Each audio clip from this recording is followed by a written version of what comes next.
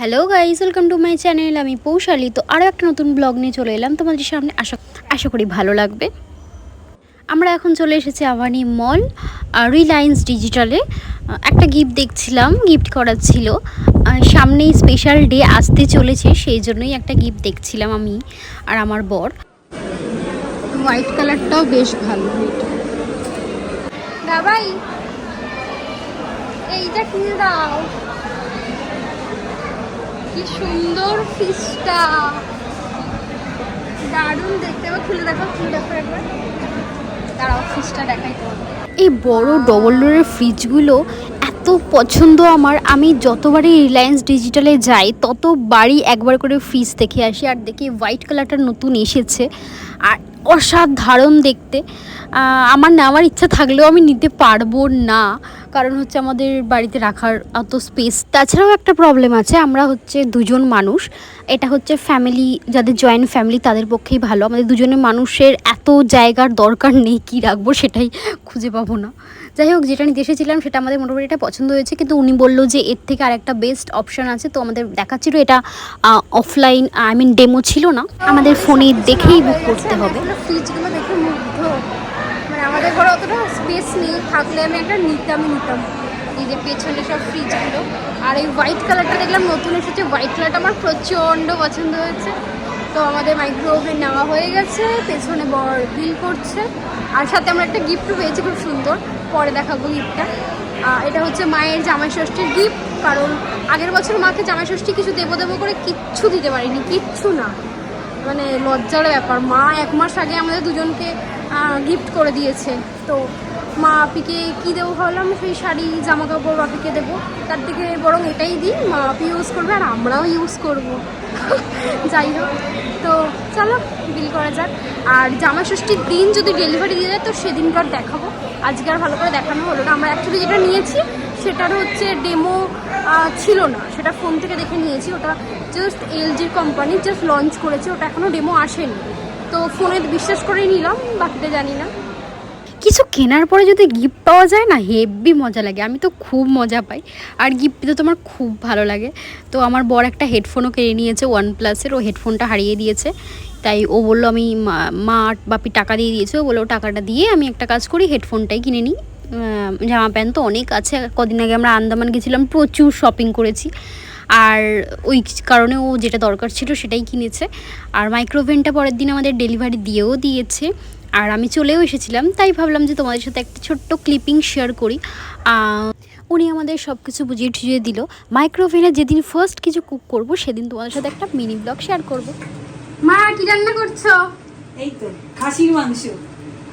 এখন মাংস হচ্ছে, আর এখানে মাছ ভাজা আছে। অলমোস্ট অনেকটা রান্না হয়ে গেছে। এখানে সব চলছে, মা ঘেমে নেই চান।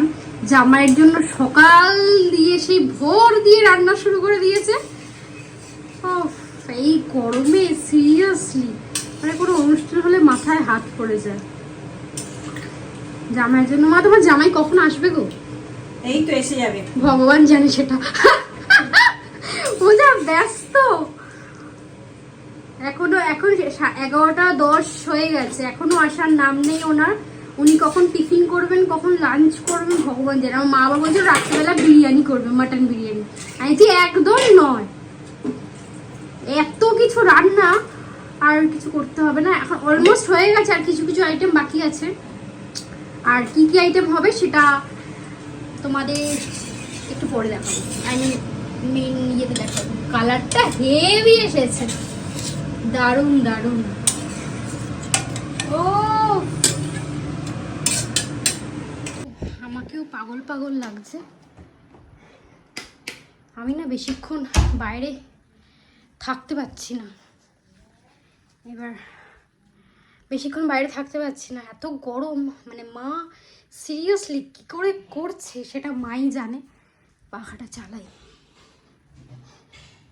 সে বেচারা সকাল দিয়ে করছে। আমি এখানে এই বাড়িতে এলে আমি রিল্যাক্স, এতক্ষণ শুয়েছিলাম, উঠলাম, হাতে হাতে টুকটাক কাটাকুটি করে দিয়েছি।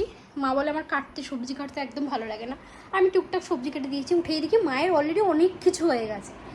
তো আজকের দিনটা মা খুব ভালো করে করে। আমি বলেছিলাম মা আজকের দিনে চলো বাইরে কোনো রেস্টুরেন্টে যাই, ভূতের রাজ্যে দিল বর, লাইক এরকম বাঙালিয়ানা রেস্টুরেন্টে যাই, তখন মা বলছে না বছরে একদিন আমি জামাইকে রান্না করে খাওয়াবো না, একদম যাব না, ঘরেই রান্না করে খাওয়াবো। কালকে সকাল সকাল সব বাপি মা মিলে বাজার করে আনছে, কিছু না কিছু নিয়েই আসছে, বাপি যখনই আসছে কিছু না কিছু নিয়ে আসছে, এটা সেটা ওটা।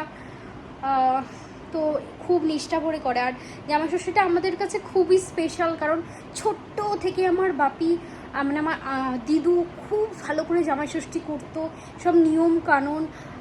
মামার বাড়িতে প্রচুর অনেক লোক, তো আসলে প্রচুর মজা করতাম আজকের দিনটা।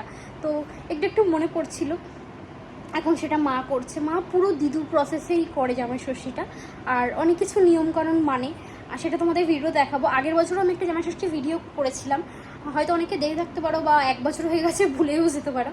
তো ভিডিওটা আমি আরেকবার দেখাবো যে মা কীভাবে কি নিষ্ঠা করে। হাতে একটা তাগা নাকি বাঁধে লাল কালারের, যাতে জামাইয়ের মঙ্গল হয়, মঙ্গল কামনার্থে যেটা করে। কিন্তু ব্যাপারটা হলো জামাই এখনও আসেনি, তো ওকে ফোনও করিনি। 11:30 বাজে, একটু ওয়েট করি, ও কাজ ফাজ করে কমপ্লিট করে আসবে, কাজ তো করতেই হবে। আমাকে একটা খুব সুন্দর শাড়ি দিয়েছে পিওর সিল্কের, তো ওটা আমি রেখে দিয়েছি, অন্য সময় পরবো। টিফিন খাচ্ছে 1টার সময়, যে খাবার দাবার মা দেখছে জামাই ঠিক করে খাচ্ছে কিনা। খাও, কেমন দইটা? জামাই ষষ্ঠীর স্পেশাল দই এটা।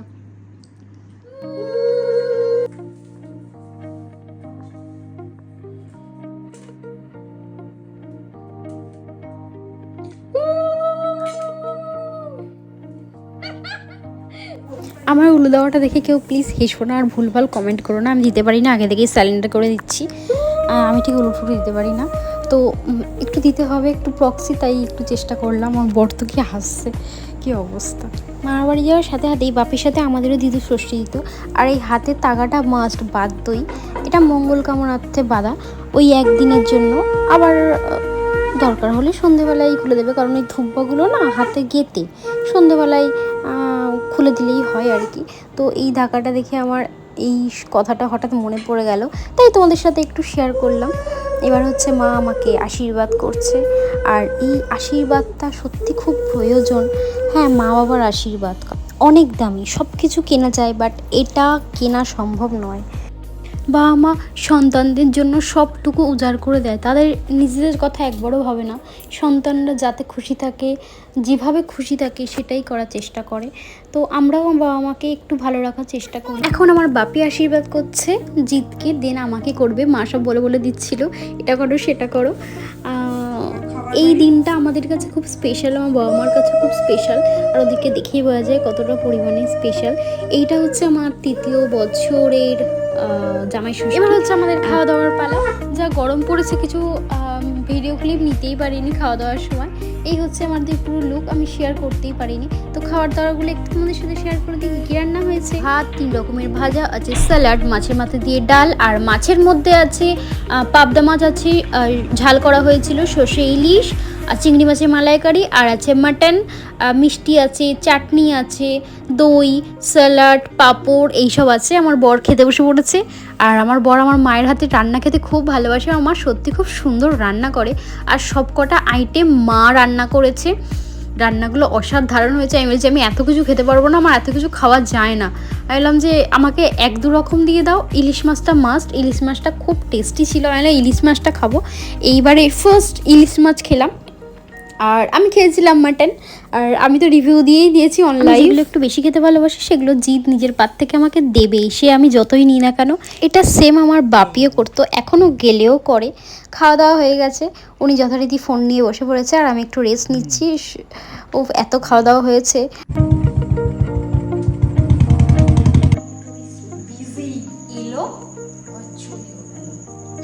উনি চলে গেল, এখন রাতে আসবে কিনা বললো ঠিক নেই।